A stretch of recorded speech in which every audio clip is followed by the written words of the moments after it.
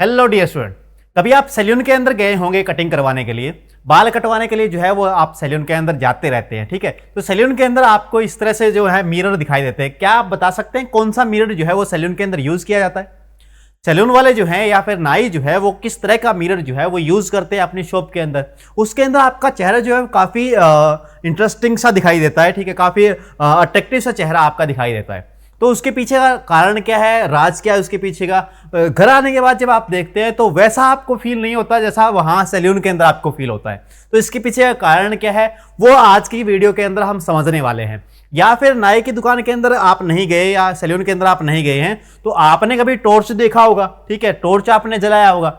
अब टॉर्च के अंदर भी क्या लगा होता है, एक मिरर लगा होता है, एक शीशा लगा होता है। ठीक है, अब वो कौन सी तरह का शीशा होता है, ठीक है, उसकी बात हम आज की वीडियोस के अंदर करेंगे। या फिर आपने इस तरह की सर्च लाइट देखा होगा। ये नज़ारा जो है आपने काफ़ी मूवीज़ के अंदर देखा होगा कि लाइटें जो है घूमती रहती है, लाइटें जो है पड़ती रहती है। कई बार जो है जेल से कोई मुजरिम भाग रहा है तो लाइटें जो है पड़ती रहती है, वो क्या होती है, सर्च लाइट होती है। अब उनके अंदर भी किसी तरह के मिरर का यूज़ किया जाता है। कौन से मिरर का यूज़ किया जाता है, किस तरह के मिरर का यूज़ करके और किस तरह से आपकी लाइटें जो है वो ऐसे आपके सीधे डायरेक्शन के अंदर भेजी जाती है, आज की वीडियो के अंदर ये सारी बातें जो है वो हम करने वाले हैं। ठीक है, गाड़ी के हेडलाइट को आपने जरूर देखा होगा।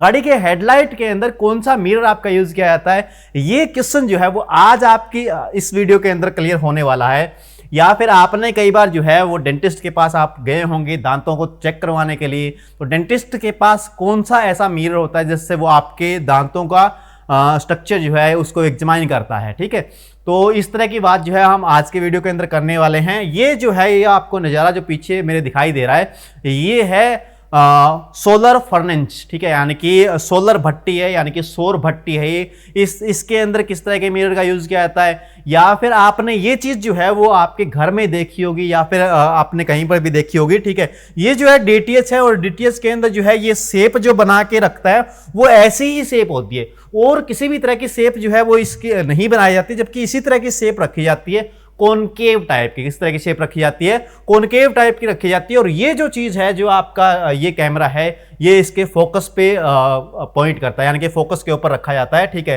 ताकि जो भी सिग्नल मिले वो सीधा डायरेक्टली फोकस पे चला जाए। ठीक है, यहाँ पर आपकी जो वेव्स हैं वो आके टकराती है और फोकस पे चले जाती है सीधी। ठीक है, तो इसलिए इस तरह की शेप को रखा जाता है। तो आज हम कुल मिला के जो है बात करने वाले हैं कॉनकेव मिरर के बारे में। कॉनकेव मिरर के जितने भी कॉन्सेप्ट है आज की वीडियो के अंदर आपके क्लियर होने वाले हैं। मैंने कुछ यूज जो है कॉनकेव मिरर के आपको पहले ही बता दिया, जैसे टॉर्च मैंने आपको बता दिया है, डेंटिस्ट का कौन सा मिरर होता है वो मैंने आपको बता दिया है, या फिर सोलर फर्नेंस के अंदर कौन सा मिरर यूज करते हो, गाड़ी के हेडलाइट के अंदर कौन सा मिरर यूज करते हो, या फिर नाई की दुकान के अंदर या फिर सैलून में कौन सा मिरर आपका लगा होता है। तो ये तमाम तरह के जो मिरर हैं वो कौन से मिरर हैं, कॉनकेव मिरर हैं। ठीक है, और आज उसी की स्टडी हम करने वाले हैं। कॉनकेव मिरर को समझने से पहले कुछ नेमिंग जो है, कुछ टर्म जो है उनका आपको पता होना चाहिए। जैसे कि मान लीजिए कॉनकेव मिरर है आपका। ठीक है, कॉनकेव मिरर जिसके अंदर की साइड जो है वो रिफ्लेक्टिंग साइड है और बाहर क्या किया गया है, बाहर हार्ड सरफेस बनाया गया है, यानी कि बाहर किया गया है कोटिंग। अब क्या है कि यहां पर अगर सेंटर पॉइंट को इसको देखें, कॉनकेव मिरर के सेंटर पॉइंट को अगर देखें तो उसको हम क्या बोलते हैं, उसको हम बोलते हैं पोल। क्या बोलते हैं, पोल बोलते हैं। ठीक है, तो ये हमारा क्या हो गया, ये हमारा पोल है। ठीक है, और जो आपका ये जो होता है जिस गोले का ये पार्ट है उसका जो मिडल पॉइंट है उसको बोलते हैं सेंटर ऑफ कर्वेचर, यानी कि वक्रता का केंद्र बोलते हैं इसको। क्या बोलते हैं, वक्रता केंद्र। ठीक है, और ये वाली चीज जो है पोल और वक्रता केंद्र के जस्ट बीच में इसको बोलते हैं फोकस। क्या बोलते हैं, प्रिंसिपल फोकस इसको बोलते हैं। ठीक है, और ये जो लाइन है जो इन तीनों पॉइंटों को मिला रही है इसको आप क्या बोलते हैं, प्रिंसिपल एक्सिस बोलते हैं। क्या बोलते हैं, प्रिंसिपल एक्सिस बोलते हैं। ठीक है, तो बहुत सारे बच्चों को डाउट रहता है कि हम ऑब्जेक्ट को कहां पर रखें तो इमेज कहां पर बनेगी, और ऐसे ही बेहतरीन से क्वेश्चन जो है वो पेपर के अंदर भी पूछे जाते हैं कि अगर इनफाइनाइट पे किसी ऑब्जेक्ट को रखा जाए तो उसकी इमेज कहां बनेगी, कैसी बनेगी, किस तरह की इमेज बनेगी। तो उसको समझने के लिए आपने 10th क्लास के अंदर जो है रिफ्लेक्शन ऑफ लाइट नाम करके एक चैप्टर है वो पढ़ा होगा।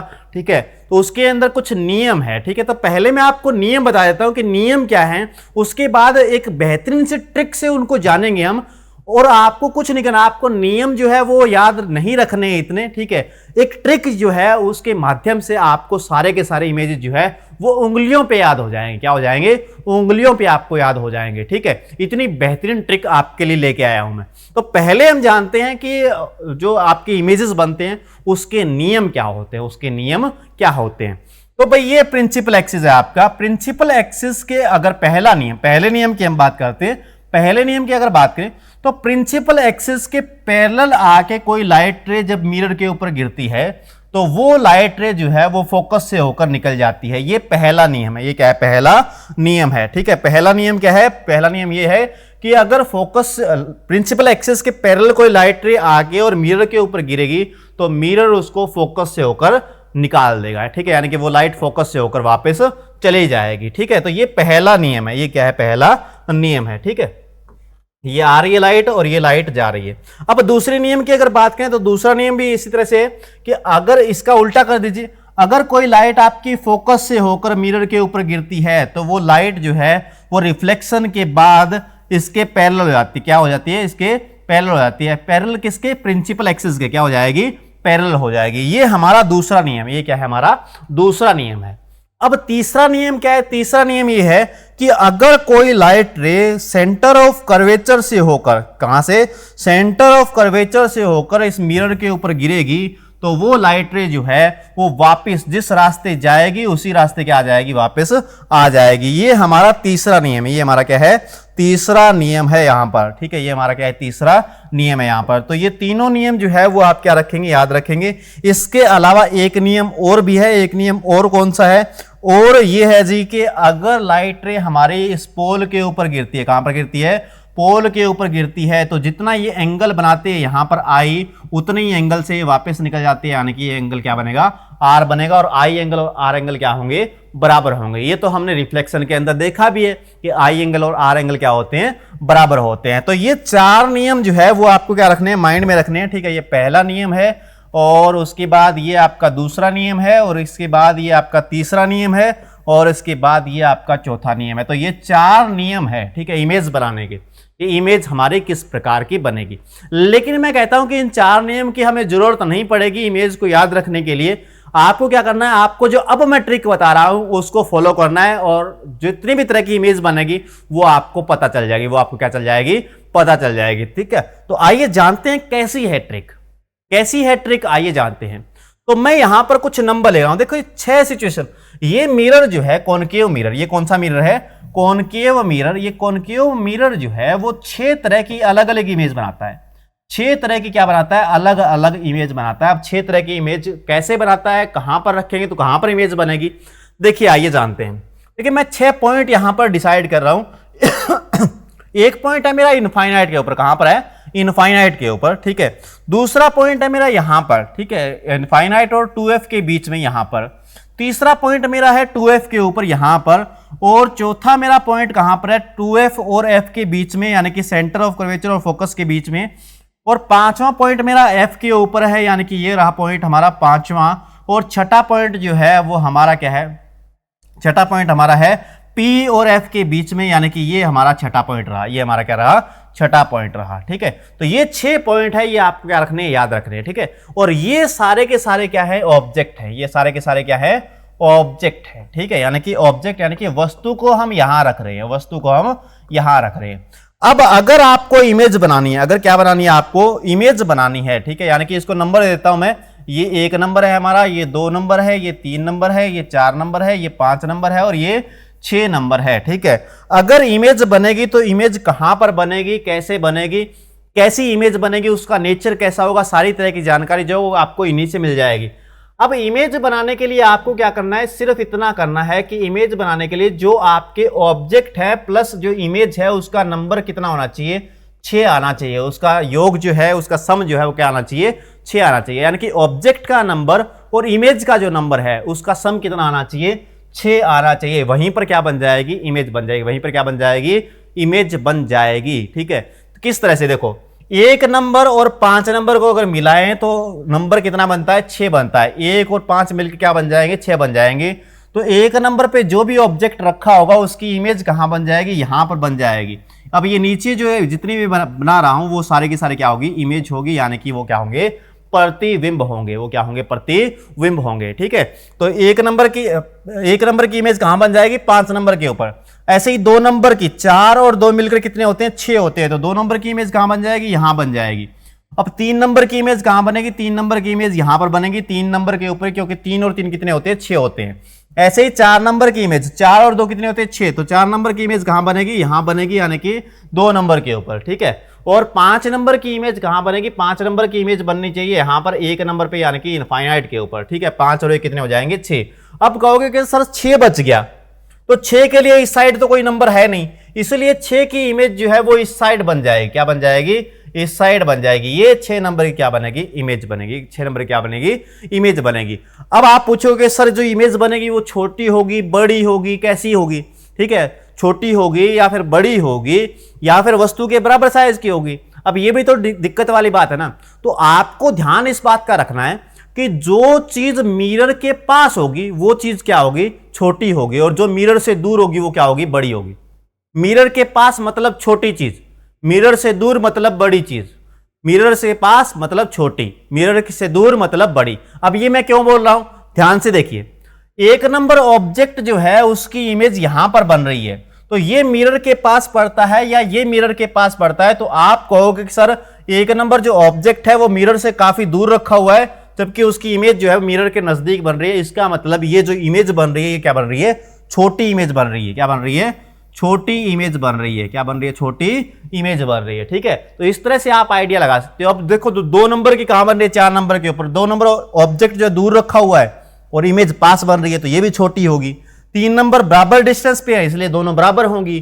4 नंबर जो है वो नंबर, जो ऑब्जेक्ट का नंबर है वो पास में है और इमेज क्या है, दूर, तो इमेज क्या होगी, बड़ी। ऐसे ही 5 नंबर क्या होगी, बड़ी होगी। ठीक है, तो इसका भी आइडिया आप लगा सकते हैं। अब आप कहोगे सर कि इमेज जो है वो रियल बनेगी या वर्चुअल बनेगी।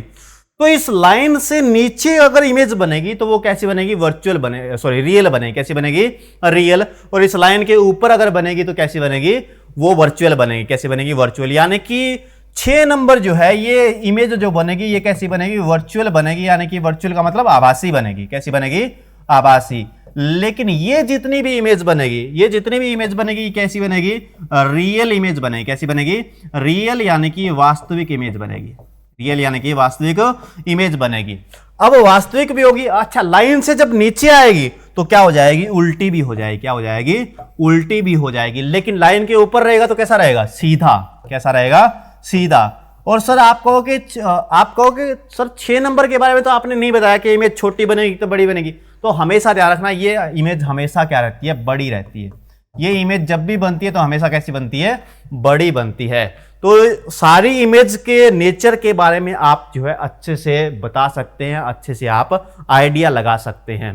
ठीक है, तो ध्यान रखेंगे इस ट्रिक के बारे में कि मैंने नंबर कहां कहां पे रखे हैं। 1 नंबर इनफाइनाइट पे है, 2 नंबर जो है सेंटर ऑफ कर्वेचर और इनफाइनाइट के बीच में है, यानी कि सी से परे। कई बार क्या बोलते हैं, सी से परे हो जाता है। ठीक है, बियॉन्ड सी क्या बोला जाता है, बियॉन्ड 2f या बियॉन्ड सी। सी का मतलब सेंटर ऑफ कर्वेचर, या 2f का मतलब जो f है उससे डबल डिस्टेंस पे ये सेंटर ऑफ कर्वेचर ही आ जाएगा। आ जाएगा, सेंटर ऑफ कर्वेचर भी आ जाएगा। तो बियॉन्ड 2f बोले या फिर बोले इनफाइनाइट और 2f के बीच में, तो ये 2 नंबर है। 3 नंबर कहां पे है, 3 नंबर है 2f के ऊपर या फिर c के ऊपर, c यानी कि सेंटर ऑफ कर्वेचर के ऊपर।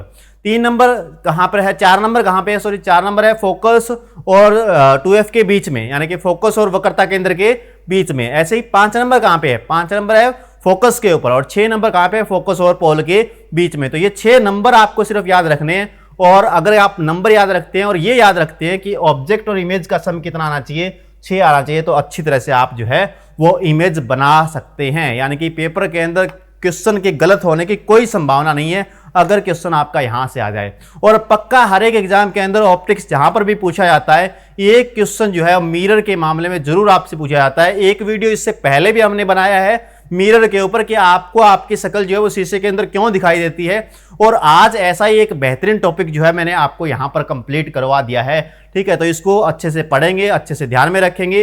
वीडियो आपको अच्छा लगा है, पसंद आया है, समझ के आपको मजा आया है अगर, तो वीडियो को आप क्या करेंगे, लाइक करेंगे, चैनल को आप सब्सक्राइब करेंगे और वीडियो को आप शेयर जरूर कर देंगे अपने दोस्तों के साथ, ताकि उनको भी इस ट्रिक के बारे में पता चल सके, वो भी जो है अपना एग्जाम क्लियर कर सके। ठीक है, तो ऐसे ही बेहतरीन टॉपिक के साथ हम मिलते रहेंगे और आप भी हमारे साथ जुड़े रहेंगे right smart Hindi YouTube channel पर।